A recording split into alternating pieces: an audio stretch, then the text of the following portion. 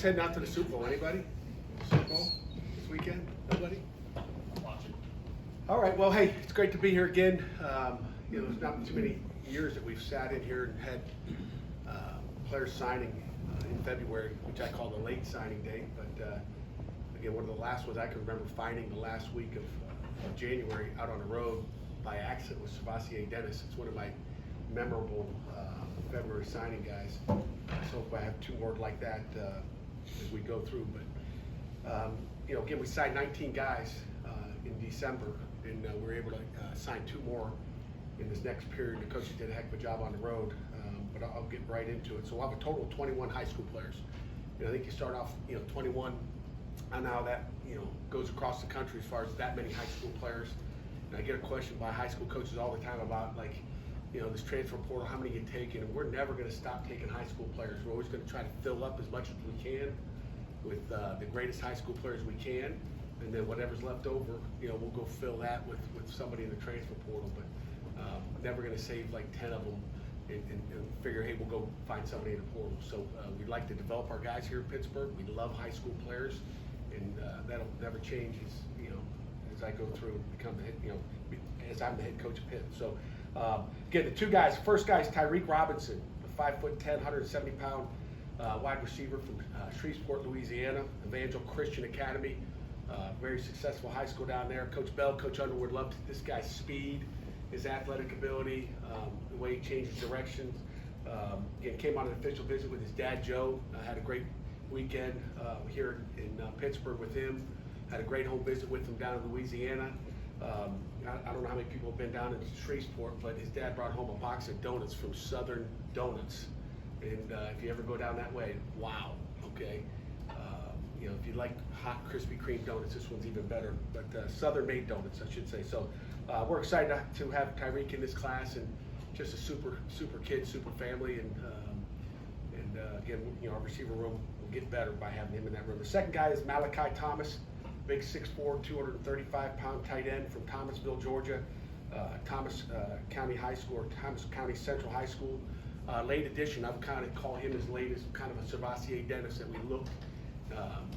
Again, our recruiting staff and Coach Bell and Coach Underwood did a great job of digging him out down in Georgia, down in southern Georgia, southwest Georgia. But again, we wanted a young tight end in this class, a freshman class. They're hard to find. We think we found a diamond in the rough in Malachi. Everybody down there loves him, from the cafeteria ladies. I mean, really did a deep dive on him as a person, and every lady in that building was like, my favorite guy. They won a ton of games down there in the state championship, 6A championship down there as well.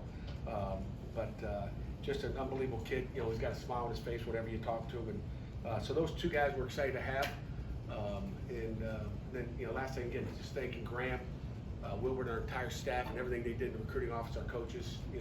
Not going to belabor that, but also a huge shout out to Chris Bickle and the Alliance 412 and all the work and dedication they put into Pitt football. So can't thank Chris and his crew enough for what they do. So that I'll open it up for questions. Pat, you recently there's been two really good college coaches decided to go to the NFL, Jeff Hafley and Charlie. Is it going to be, with all the stuff going on in college football with portal, and is it going to be hard to keep your best coaches? What I think it's first of all, Charlie's an unbelievable coach, person. In Indianapolis, coach got a great one there. And same thing with Jeff Hafley. Everybody's got different goals in their life and different things that they make decisions based on, and I can't make decisions for anybody else. I know I won't be hopping to the NFL, I can tell you that. It's just not my cup of coffee, I guess. But I think everybody's got to make that decision. I think coaching the National Football League is different than coaching these young guys. I mean, I've sat in a meeting here for about 30 minutes this morning with our guys, and I just love coaching these group. I love developing the young men we have in our room and trying to get them to do it the Pitt way, the professional way of working with them. So I think you've seen this for years, Jerry. This is not the first time. Maybe it hit right in our room, right in our building with Coach Partridge, but this is happening for years. I think, but I think someone's probably do a study on how many coaches left 5 years ago from from college football to, I mean, if you did a study, I bet you every year you see an increased number for whatever reason. And I think a lot of things that happen in college football certainly, are part of that reason, I think. People, we all love to coach. It's like first thing I told our guys, it's great to be back in here and get to coach. This is what we do, this is what you love. Some things you love as a college coach or a pro coach, and sometimes you don't like some things. And just being back in here and coaching football is what you love. And in the National Football League, you don't have to worry about recruiting. You don't have to worry about one of your players missing class or 5 minutes late for anthropology class, whatever it may be. So there's different things that we get to do at the collegiate level, and every once in a while you readjust your goals, and people have to make decisions based on what's best for them and their families. What's the challenge to replace a guy like Charlie who's been so huge for your program? It's funny. It's never easy to replace anybody. But I look back and I look at what we've done here, and we're going to hire good people and great coaches, and it starts with the great people. And sometimes you have names, on the tip of your tongue to fill those positions, but it's not rocket science what we do. We've had success wherever we've been. And like I said, Coach Partridge is as good as you get as a D-line coach. But we had good line coaches at Michigan State and had great success. Got a lot of sacks and TFLs, and we're like, you do it wherever you are. So I think Randy Bates and our defense staff will find a way to get it done. We'll hire a great guy to replace him, and whoever we've replaced, whether it was with Coach Stacchiotti took over in the strength department. We hired Ryan Manlack when we lost Rob Harley to a coordinator's job. We lost Ronaldo Hill, if you look years ago. And you just continue to bring quality coaches in here, and there's a ton of them out there. And again, it's our job as coaches, it's my job as the head coach to develop our coaches. I always say this: you better get good people in the building that know how to build relationships with your players. And then the next thing is we can coach the coaches. You can't coach a guy to be a good person, but you can coach him to coach this better or do this better, and that's kind of what we'll do. But again, I've coached D-line. I'll go take the D-line over. I've coached it all, and again, we'll be running the same defense. Nothing's going to change. Is there a name on the tip of the tongue? Oh yeah, a couple of them. We just talked to Kade before you walked in here. It was the first time we got to talk to him and hear him describe the offense. Sorry it was so late, but the timing just didn't work any other time. But yeah, go ahead. We got there eventually. We got before spring. So. Yep. Thank God. Hearing him talk about it, and it's obviously a pretty big contrast to what you've done here before. How much did you go into the process of looking, saying, I need something different, I need something that is a departure from what we've done before, going in a different direction? It was huge. I think there's nothing more stressful than hiring people, because it's, you lose sleep over it. Like, the day after the season, I start to strategize and think, what are we going to do? How are we going to do this? And it's hard, and then it's hard to put the rest of the staff together. Myself and Coach Bell, hours and hours and hours of text message and just talking about different guys and what fits him, what fits me, what fits us as a team. And it's never easy. And the hardest one is that coordinator job. And I think once I got Coach Bell in here, it was easier to get the next pieces in there. But it's just finding the right piece, because he's got guys on the tip of his tongue that he likes, and it's just finding the right guy that fits Pitt. So that's never easy. It's like, I take it personal, and it's, we got to get the right guy in here, and we want to go. And I couldn't be more excited about Kade Bell and what he can bring to our offense, to our kids, and he's the whole package. He really is. What convinced you about Coach Bell that he was the right guy? What convinced me? Everything, really. I mean, there was, again, I talked to a lot of guys, for that position, and it's just really everything about him. I'd probably say his enthusiasm, his energy. He's really, really confident in what he can do. He's a builder. He built his own offense. Kind of built my own defense. He's kind of built the same mold. And again, coach's kid. And I think those guys are ball coaches, and he's confident in what he does. He's got answers to everything. We're going to be in up tempo, at times, and we're going to play fast. And I think, really, maybe one of the things that sold me is, defensively, we're not very complicated. Any novice football guy would look and say, gosh, they line up on normal downs with 4 down. They line up in almost the same spots all the time. The linebackers look like this. The corners are pressed out there. Everything looks the same, but but then on the snap it changes, and it's simple but complex. And I think that's what our offense is. You know, when people talk about playing fast, I think they think the tempo, but I think, you know, that fast goes two ways. And I think if you talk to a lot of our guys and talk during spring ball and after spring ball, you know, our guys will say it's simpler for them to go play faster. And again, when I say fast, you can have an athletic guy, but if you take an athletic left tackle or a tailback or a wide receiver and you give them too many things to think about, they start to play slow, okay? My philosophy as a head coach has always been to make our guys play faster than they are. And, you know, there's nothing worse than taking a guy that runs a 4.6 and he's playing at 4.9 speed, okay? The guy's at 4.6, I want to make sure he's playing at 4.6 or faster. You know, so, you know, I think our guys will, you know, it'll be simpler but complex. You know, we'll be explosive, you know, and again, our guys will, they'll know what to do and be able to play at a higher level. What's it been like for you working with Coach Bell so far? It's been great. I mean, just a different, you know, individual in that room. I mean, just, you know, he's a guy that's like gonna text message you all day long. Like, you know, he's one of those young guys. His thumb's, my thumb is kind of numb, but you know, all his fingers must be numb because he's sending recruits at all hours of the night. Like, check this guy out, check that guy out. I mean, I got text messages that long. But it's been awesome. I love guy communicates. He's a communicator. Does a great job communicating with the kids, with his staff, and just he's very organized, which is kind of how I am, and that's how I like that offense to be. How did you Bill sort of land on your radar, and when you brought him in, what gave you the confidence that his offense would be done from FCS to FBS? Yeah, you know, I don't care. You know, FCS, high school. I could have hired a high school offense coordinator. You know, you see some explosive offenses in high school. You know, there's, you know, it's football, okay? And I'll tell you what, when you think about, you know, coaches that are very creative, I think of a lot of high school coaches out there. And again, you can take a high school coach and get the same thing. So I don't care FCS. I was in FCS. I ran, you know, defenses at the FCS level. I coached at Rhode Island, played small football as well. And, you know, you can do it at any level, you know. And I always thought just some of the things we do defensively, could we do it at the next level?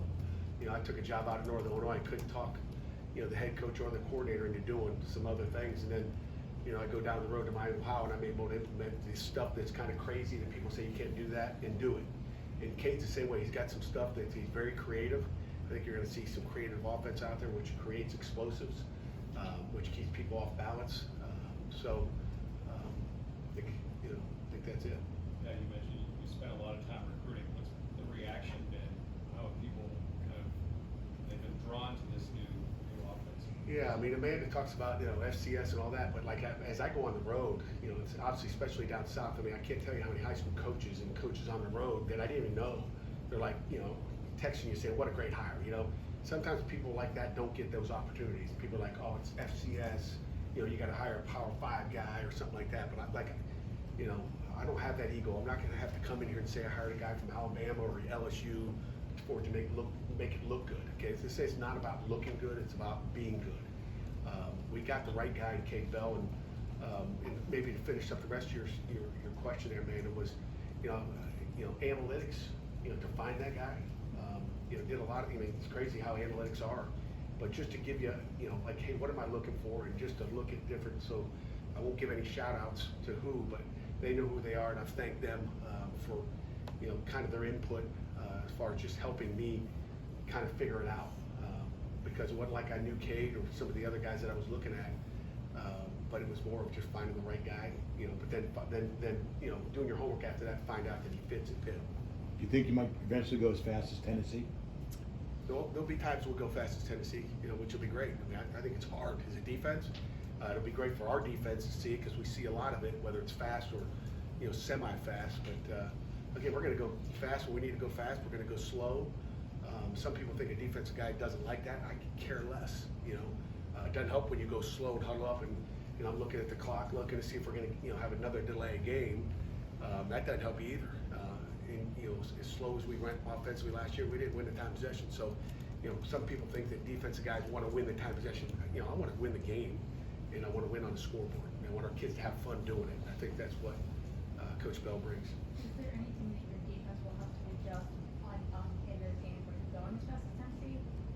No, I mean, to me, it's, you want the game, you know, we're going to see, I mean, I would say, you know, 12 regular season games, we're going to see probably 11 out of the 12, that's just offhand, that are going to go fast tempo, whether you're snapping it in 7 seconds 7 to 12 seconds like a Tennessee might do. Everybody else is snapping it before 20 seconds. So to me, the harder it can be in practice makes it easy on game day. Our kids will think on game day, the rest those 11 games of those 12 are going to be slow. They're like, God, they're so slow, coach. Which is great. Well, we're going to have to think faster during practice, which is great. Probably one of the biggest adjustments we had during the year is, because we've been going, slow the last couple of years, is our guys, having a okay, game week. Now we got to press as defense coaches, trying to get them to understand the tempo and make sure they get home after the play's over. So, I mean, we won't be worried about that. Now we'll be worried about some of the other things that maybe we don't see during practice, which is something we'll have to work on, during fall camp and spring ball.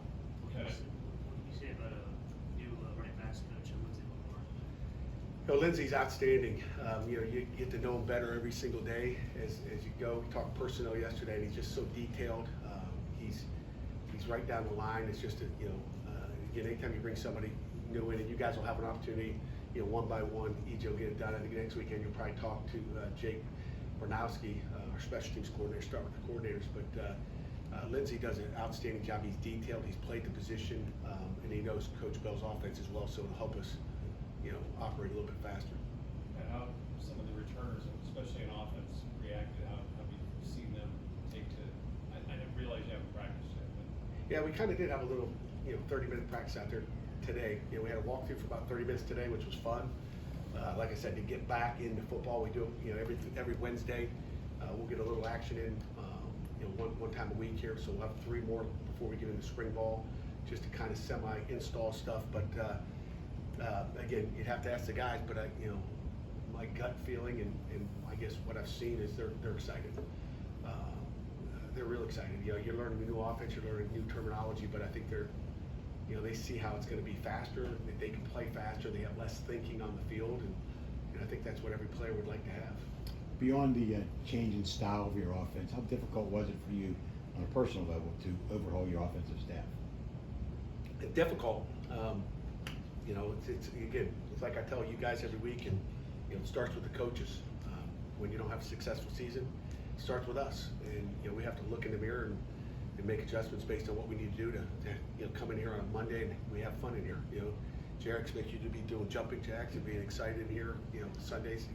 I don't like coming in here on Sundays and being grumpy and upset with what we did. So you make changes, and I think it starts with us as coaches, and then the players got to make their changes, and we got to fix things that were wrong from a year ago, and make 2024 a great one. And that's kind of the goal. So it's never easy. Some good people, great coaches, and that's hard.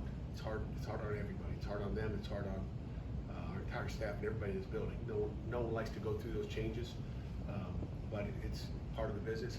It's a necessary part of the business. How do Nate, Christian, and Ty fit what Coach Bell wants to do on offense? Again, I think any good offense coordinator is going to fit them in. I think they're all great quarterbacks. I mean, you said Ty, let's go to Duggar as well. I mean, Julian's, he's left-handed. I don't know if you noticed, Coach Bell's left-handed too, so it's kind of good to have a left-handed quarterback coach. Because I think I said to you back in December, a lot of people won't even recruit a left-handed quarterback, and Coach Bell was a darn good left-handed quarterback. So, I think they all fit into it. I mean, we're watching them out there throwing today. It's operating the offense, keeping it simple enough. They know where to go with the ball, get it out fast, and make good decisions. That's what it comes down to. They all fit. Coach, it seems like this was a more like crazy off season than normal. With the exception of Coach Partridge's position, do you feel settled now? Is it? You're never settled. I mean, you're never settled. You're driving to work today. You just think, okay, what's going to come across my door today? What's next? So you're never. I mean, it's never over until it's over. I mean, you hope it's done before spring ball, but you could, you're never saying, okay, we're done. It's good, because if you do, the next day you'll be surprised with something else hitting you. A couple of the players we talked about earlier that were under Kade down in Western Carolina, they called him like his big brother and said, he obviously was playing college football less than a decade ago. How have you seen his youth maybe help him to the players? I think he obviously coach is a coach. I don't care what his age is; it doesn't really matter. But I talk about enthusiasm, and and energy, and you know, again, I got enthusiasm and energy, and I'm an old guy. So I don't know if, you know, the big brother or anything like that matters. It's knowing your offense and having confidence in what you do and having fun in what we do as coaches. Kade said that you're a very open-minded, person to work with. Also said that you guys have had, disagreements and times to argue. What has it been like, just kind of getting to know each other on, Yeah. and coming to terms on things? Again, I don't know if we've had disagreements, but he'll have his opinion of, just again, the only thing, it's going back and forth, which is great dialogue. You need to have dialogue. The one thing I don't want is a yes man. Okay, if I say, hey, I think this is the best guy for the job, and he's like, okay, coach, that ain't good. I want guys that are gonna say, coach, this is what I think. Hey, why do you think that? No, so I won't even talk. I don't know if I'd call it a disagreement, but it's discussions more than a disagreement, because I don't think we've disagreed at all. And to me, in the coach's office, you better have guys that are, I need a guy that tells me, like, hey, this is what I like to do, this is why. Like, I get it, but you better have the why of what you're doing. I think that's part of, good coaching, is always being able to answer that question, why are you doing it? I think everything we do as coaches, whether it's a drill on the field or, decision you make in the meeting room as far as the game plan goes, like, what's the reason for that? Why are we installing that? There's a reason why. But to me, you always want to have the reason why. And I think it's always good for coaches to look back and go, okay, why am I putting that in? Or why am I doing this drill? How does that drill translate to the field on game day? But that's my job as a coach, to make sure they're thinking about the whys of what we do and how we do it. From a fan's perspective, how would you, to wrap their head around this new offense, would you say West Coast, 2 minute, hurry up, run and shoot? Is there any kind of nickname that you come up with? Or the Pitt offense, Yeah. okay, 2024. Great question. What is it? Coach Bell would say it's an NFL style, okay, but he's just put his twist to it, okay. The NFL doesn't go that fast, so it's not going to be like these, these things maybe you never saw before. I mean, college football is college. Football is football, okay. You're going to see us do concepts that high schools do. You're going to see us do concepts that colleges, across the country do. You're going to see us do concepts. We're going to try to do it better and do it with a little bit more tempo at times, and try to get in better plays than the defense has. So I would say it's an NFL tempo type offense. That's what I'd say. But hopefully you ask Coach Bell that question, he give you a good answer. I'd say, but it is NFL. I mean, when you look at what we're doing, it's like the NFL. We're just going to put a little twist to it, and he's got his own wrinkles, where he can get enough wrinkles in it that we're not going to be predictable on a game day, I think. I was wondering if you're gonna get in the fast lane and put the hammer down. All right, Jerry, you're jettisoned from here now. Escort this Well, what do man out. you mean, Jerry? I don't get it. The fast lane. I'm always in the fast lane going fast. We'll take a couple more serious questions. When's the last time you had a speeding ticket? Years, Years. many Me years. too. Anything I else? bet you might have to, afterwards, we'll talk, when EJ's not grumpy over there. We'll talk about the fast lane, because I'm not sure I know what you mean. What else we got? What did you like about Eli Olson? That you drew from here? You know what, obviously, he's a big athletic, smart guy. Highly recruited out of high school. When he went to portal, I think Coach Bell had some, even when he was not even at Pitt, had some ideas that he might be going in. You hear rumors from high school coaches, and just of what might happen. But we loved his athletic abilities. He's kind of what we're looking for as far as a quarterback, a young guy that we can develop. I don't want to say he's a high school player, but he's 1 year deep into college and brings us a really good athletic quarterback in the class. Kade told us to talk to us about how he wants to increase all the different ways that Gavin Bartholomew is used in the offense. How much of that was part of the discussions about him coming here, factoring in the star tight end that you guys have? Well, I think it's it's a lot with what we do and how we do it. I mean, whether it's him or Jake Overman or Jake Renda, I mean, you want to get your players the ball more, and sometimes you can have so much offense in that you're thinking more about how many plays you have in and how many personnel groups you have in, as opposed to how can we get a guy involved. So we got to find more ways, and we will find more ways to get Gavin the ball and the tight ends the ball, but spread it out. I mean, you can't be tight end heavy and not get those guys the ball out there. We want to spread the wealth around, and again, throw it to the open guy like we always do, regardless of what offense you're running. Quarterback's job is to distribute the ball to where it's supposed to go. Nothing, angers a quarterback coach or offense coordinator more when you're throwing it to a guy because you like him as opposed to the guy you're supposed to, because they're grading down on, you know, on Sundays when they don't throw it to the right place. Bostic got a lot of minuses back in the day. He was throwing to the good guys back there instead of reading his coverage. Sorry about that. I know that's not true. Why is it still important for you to fill up your class with high school and have that be the priority as opposed to? You know, because I think, you know, there's a lot of great high school players out there, and again, you know, that's a development question. I mean, it's about developing players and taking these young guys. Sometimes you can get some guys that are stuck in their old ways and don't, you know, want to do it their way. You know, there's something to developing high school players into great college players and move them on to the NFL. And you know, if everybody's going one way to the portal, then I'd rather stick. You know, and I'm sure there's a lot of coaches across the country who still have that philosophy. I know there's a lot of high school coaches worried about, you know, their guys getting opportunities, but I think, you know, I still believe that's my way, our way, Pitt's way of developing a football team. Pat, do you have to consider different training methods for guys like maybe the offensive line group when it comes to the pace of the game and how fast they're going to have to move to get used to that? Not really. I mean, we got two tackles that are 200 or 335 pounds. They'll be able to go. It's called training. Coach Steck, you know, does a, you know, an unbelievable job. It's kind of what you get used to, right? When you practice with tempo every day, you get used to it. You know that's a tempo.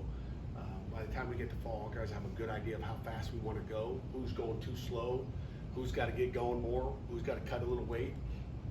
But I don't think that's going to be and again, we've done this in the past, and we've gone fast in the past. We've gone fast in 2 minutes anyway, you know, last year. So, I mean, it's just a different way of playing. And again, we're going to speed it up, we're going to slow it down. We're going to speed it up, we're going to slow it down. We're going to look fast, look slow, and go. Anything final? Coach, thank you very much.